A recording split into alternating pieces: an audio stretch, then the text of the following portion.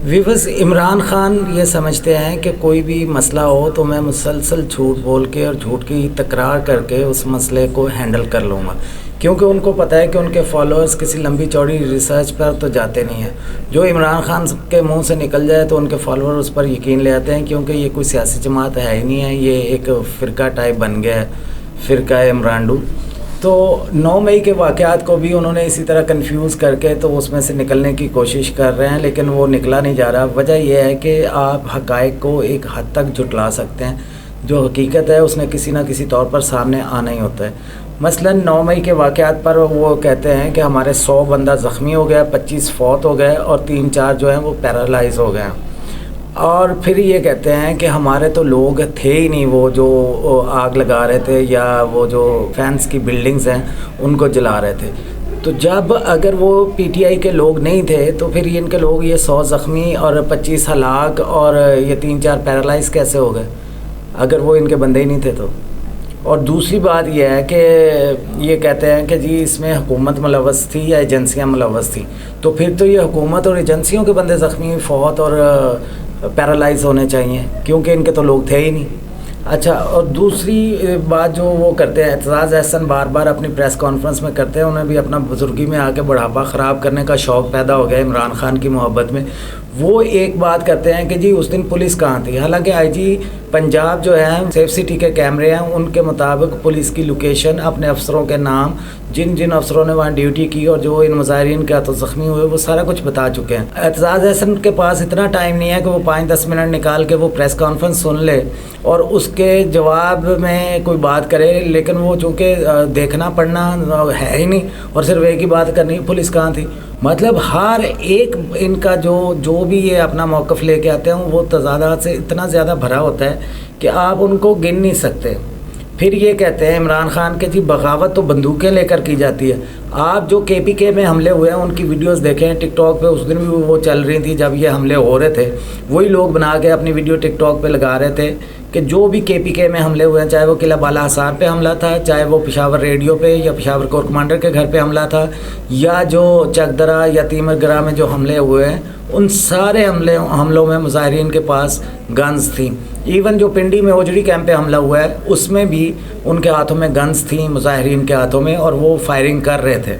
हाँ, अगर फायरिंग नहीं हो रही थी तो वो डेलिबरेटली पुलिस की तरफ से और अफवाज पाकिस्तान की तरफ से फायरिंग नहीं हो रही थी, क्योंकि उन लोगों का ख्याल था कि इसको ये जो साजिश है वो ये है कि इनको मुजाहिरीन को थोड़ी बहुत लाशें मिल जाएं जिनको ये एक्सप्लॉइट करेंगे, जी ये हमारे बंदे मारे गए, तो इसलिए दानिस्ता उन्होंने आगे से फायरिंग नहीं की। लेकिन इनके लोग इन तमाम सरकारी बिल्डिंग्स पर फायरिंग करते रहे। और अगर इमरान खान की ये बात मान ली जाए कि 100 बंदा ज़ख्मी हो गया, तो इमरान खान साहब नाम बताएंगे कि वो 100 बंदा कौन से अस्पतालों में ज़ख्मी है, और अगर उनमें से 25 लोग फौत हो गए हैं तो वो उनके जनाजे कहाँ हुए हैं, कौन से कब्रिस्तानों में उनकी तदफीन हुई है, किसने जनाजा पढ़ाया, कहाँ है उनके टिकटॉक वीडियोस, क्योंकि ये पीटीआई के लोग तो हर बात पे टिकटॉक का वीडियो बना लेते हैं। और अगर ये कहते हैं जी हमारे 3-4 लोग पैरालाइज, और फिर ये एक और नया झूठ बोलते हैं कि जो हमारे ज़ख्मी थे उनको पुलिस पकड़ के लेगी। अगर पुलिस पकड़ के लेगी है तो वो किसी ना किसी अस्पताल में होंगे या जेल के अस्पताल में होंगे, किसी ना किसी रिकॉर्ड पे तो होंगे। तो वो रिकॉर्ड ला के पीटीआई ने कभी दिखाया कि ये हमारे यहाँ 100 बंदा ज़ख्मी है जी, जो जेल के अस्पताल में है या बाहर आम अस्पतालों में है। अच्छा जी, फिर ये जो अगली बात करते हैं कि जी हमारे जो मुजाहिरीन थे वो मुसल्लह नहीं थे। आप मुझे ये बताएं कि पेट्रोल बम मार के किसी जगह आग लगानी या जो आग लगाने वाला मटेरियल है वो लेके जाना और इतनी सेंसिटिव बिल्डिंग्स को जलाना, इस जलाने वाले मटेरियल के अलावा कोई और चीज़ इतनी ख़तरनाक हो सकती है? अगर ये बुलेट्स भी चलाते हैं, गोलियां भी चलाते हैं, तो उससे भी इतनी आग ना लगती। हाँ, ये है कि जो डिफेंस फोर्सेस थी, जो पुलिस थी, उन लोगों की अमवात ज़्यादा हो जाती, शहादतें ज़्यादा हो जाती।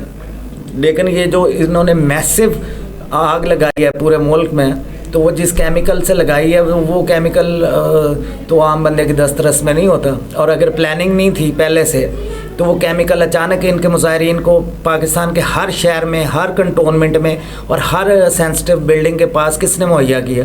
क्या रेडियो पे बिकता है वो आग लगाने वाला केमिकल जो कंक्रीट की दीवारों को भी जला देता है? उसके बाद इमरान खान एक और बात करते हैं, जी मैंने 27 साल पुरअमन जद्दोजहद की है।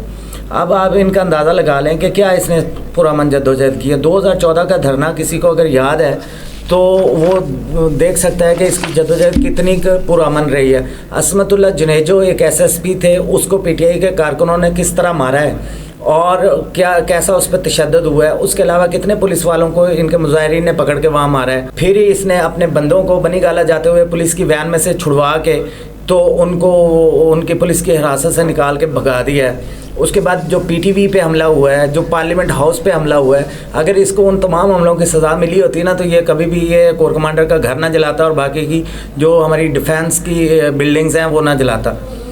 अच्छा, फिर उसके बाद पार्लियामेंट का जो जंगला तोड़ा गया गाड़ियां मार मार के, और सुप्रीम कोर्ट के जंगलों के ऊपर जो शलवारें लटकाई गई, और जिस तरह से इसके साथ कमिटमेंट थी इसलिए इंतज़ामिया की कि ये अपारे तक महदूद रहेगा, वहाँ से घिसटता चौधरी निसार की और नवाज शरीफ साहब की इजाज़त कहीं ली कहीं नहीं ली, तो घुसता डी चौक तक पहुंच गया। फिर 25 मई को जिस तरह इसने मुसल्लह जत्थों के साथ उस वक्त गंडापुर की वो ऑडियो आपने सुनी होगी कि जिसमें वो लोगों को कह रहा था कि मुसल्लह कराना और गन्स पहुंच गई हैं इस्लामाबाद और ये हो गया और वो हो गया, वो भी आपको पता ही है।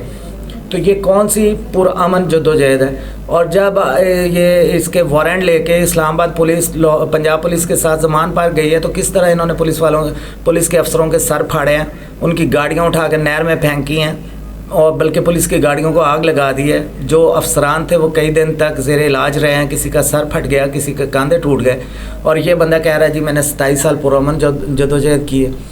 इसने 27 साल क्या, 1 साल भी पुरअमन जद्दोजहद नहीं की। जब से ये 2010 और 2011 में इसके अंदर हवा भरी गई है, उस हवा ने इसको आज तक चैन नहीं लेने दिया। और उसके बाद ये इसकी ज़रा पुरअमन जद्दोजहद का आप अंदाज़ा लगाएं कि इसकी 4-5 प्रॉक्सीज़ हैं। एक शहबाज गिल है, दूसरा आदिल राजा है, आज़म स्वाति है, शाहीन सहबाई है, आजकल डॉक्टर मोहित पीरज़ादा भी इसके हथे चढ़ा हुआ है। ये सारे लोग साबर शापर समेत ये पिछले 1.5 साल से जब से ये निकला है जलील होकर, पार्लियामेंट ने इसको जो निकाला है आसिफ जरदारी ने और नवाज शरीफ ने मिल के, उस दिन से ये अफवाज पाकिस्तान के ख़िलाफ़ भौंक रहा है और इसकी प्रॉक्सीज़ भौंक रही हैं अफवाज पाकिस्तान के ख़िलाफ़। और एक ही पॉइंट है कि फ़ौज के अंदर ये लड़ाई करवाने की कोशिश कर रहा है, और कोशिश ये है कि जो जवान हैं उनको अपने अफसरान के ख़िलाफ़ किया जाए। इसीलिए ये जनरल फैसल नसीर का गलत नाम प्रोनाउंस करता है, ये जो DGI हैं उन पर गलत इल्ज़ामात लगाता है, और जो आर्मी चीफ़ हैं हालांकि जिनका सियासत से दूर तक कोई ताल्लुक़ नहीं है, इसने पहले उनकी अपॉइंटमेंट को वो करने की मुतनाज़ा करने की कोशिश की, और जब से उन्होंने चार्ज ले लिया है तो ये उनको डिस्टेबलाइज करने की और उनके ख़िलाफ़ फ़ौज के अंदर बगावत करवाने की कोशिश कर रहा है अपने प्रॉक्सीज़ के ज़रिए। और उसके बाद यह कहता है कि मैंने 27 साल पुरअमन जद्दोजहद की। क्या इसकी जद्दोजहद पुरअमन है, इसका फ़ैसला आप ही कीजिएगा।